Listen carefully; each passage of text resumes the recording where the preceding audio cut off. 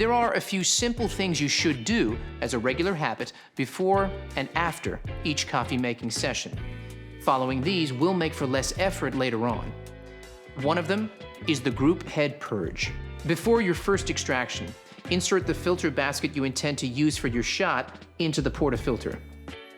Insert and lock the portafilter into the group head. Run a short flow of water through the group head by touching the Brew button. Allow water to flow for 5 seconds.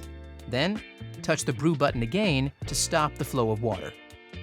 This will purge any ground coffee residue from the group head and stabilize the water temperature prior to extraction.